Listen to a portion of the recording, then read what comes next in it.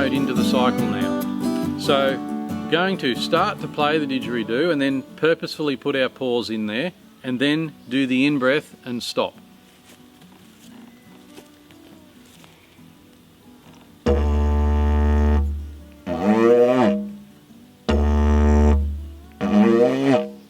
So the idea with the pause is that it just helps you to change gears once again and to be able to get that in-breath physiological function working properly. If you practice it for a bit, you'll find that you can actually eliminate that pause altogether, like this.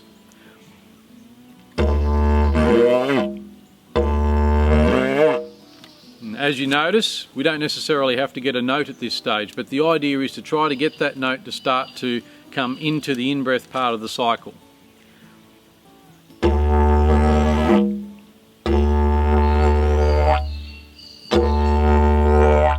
Like this.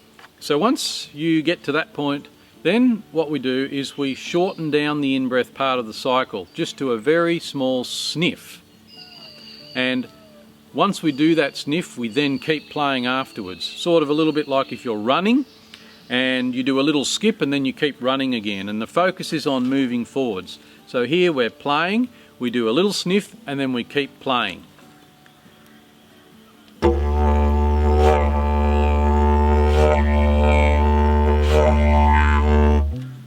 Now, if you keep your stomach muscles tight while you're doing the in-breath part of the cycle or while you're just continuing to play, you'll find that the diaphragm pressure is there to be able to continue to blow after you've done the in-breath part of the cycle. And also, something else I've found can be helpful is if you mentally stay ahead of yourself. So when you're doing the in-breath part, be thinking in your head, blow now, at that point, so that you're just that little bit ahead of yourself, and that can help to eliminate that gap that can come in there.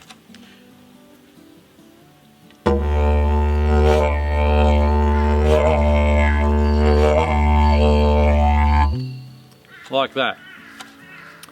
So if you find that you're not able to actually continuously play at this point, that doesn't matter. All we're trying to do is to get the physiological function, all the valves working properly. And once you get that working and you start to be able to get a seamless cycle going, then you can build up your air needs over time. Next time, what I'd like to look at is actually improving the efficiency and the quality of your drone note. As the quality of the drone note improves, you'll find that the efficiency, the amount of air that you need, actually reduces and it becomes more efficient.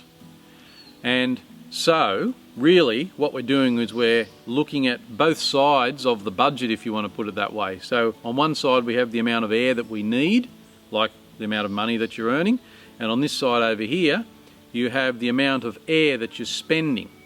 And if you can bring your expenditure down, it means that you don't need as much air over here to be able to then find that you're playing.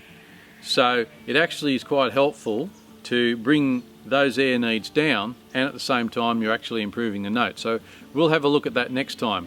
Until then, happy practicing.